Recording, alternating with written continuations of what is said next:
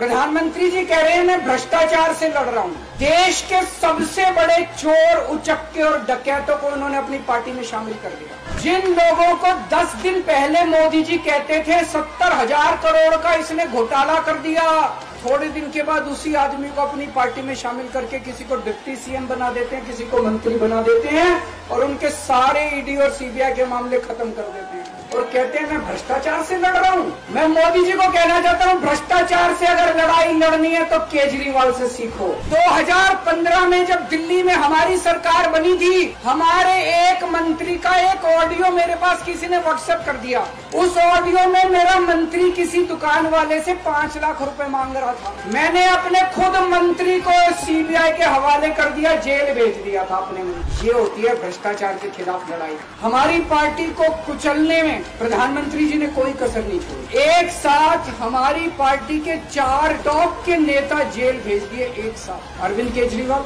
मनीष सिसोदिया, संजय सिंह, सत्येंद्र जैन।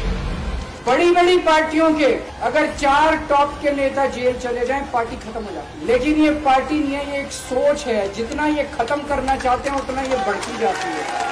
मोदी जी से जो भी मिलने जाता है, सबसे पहले वो केजरीवाल की और आम आदमी पार्टी की 10 से 15 मिनट बात करते हैं। उनको कहते हैं कि आने वाले समय के अंदर आम आदमी पार्टी ही देश को भविष्य देने वाली है। इसीलिए वो चाहते हैं कि आज ही आम आदमी पार्टी को बढ़ने से रोका जाए, इनको कुचल दिया जाए। ये तानाशाही है। 75 साल के अंदर इस कदर किसी पार्टी को और उसके नेताओं को प्रताड़ित नहीं किया गया जिस तरह से प्रधानमंत्री मोदी जी ने आम आदमी पार्टी को प्रताड़ित करने की कोशिश की। केजरीवाल को क्यों गिरफ्तार किया? केजरीवाल को गिरफ्तार करके उन्होंने एक मैसेज दिया है सारे देश को कि अगर मैं केजरीवाल को गिरफ्तार कर सकता हूं तो किसी को भी गिरफ्तार कर सकता हूं। एक बेहद खतरनाक मिशन चालू किया हुआ है प्रधानमंत्री जी ने, बहुत ही खतरनाक। उस मिशन का नाम है वन नेशन वन लीडर। जितने विपक्ष के नेता हैं उनको जेल भेजेंगे और जितने बीजेपी के नेता हैं उनको सबको निपटा देंगे, उनकी राजनीति खत्म करते जाएंगे। अगर ये चुनाव जीत गए, मेरे से लिखवा लो एफिडेविट के ऊपर, थोड़े दिन के बाद ममता दीदी जेल में होंगी, तेजस्वी यादव जेल में होगा, स्टैलिन साहब जेल के अंदर होंगे, पिनरई विजयन जेल के अंदर होंगे, उद्धव ठाकरे जेल के अंदर होंगे, जितने विपक्ष के नेता ये सारे जेल के अंदर होंगे। अगर ये चुनाव जीत गए, इन्होंने बीजेपी का एक नेता नहीं छोड़ा। आडवाणी जी की राजनीति खत्म कर दी इन्होंने, मुरली मनोहर जोशी की राजनीति खत्म कर दी, सुमित्रा महाजन की, शिवराज सिंह चौहान जिसने मध्य प्रदेश का चुनाव जीत के दिया इन लोगों ने, शिवराज सिंह चौहान ने उसको मुख्यमंत्री नहीं बनाया, उसकी राजनीति खत्म कर दी। वसुंधरा राजे की राजनीति खत्म कर दी इन्होंने, खट्टर साहब की राजनीति खत्म कर दी, डॉक्टर रमन सिंह की राजनीति खत्म कर दी। अब अगला किसका नंबर है? योगी आदित्यनाथ की राजनीति खत्म करेंगे, उनको भी निपटा देंगे।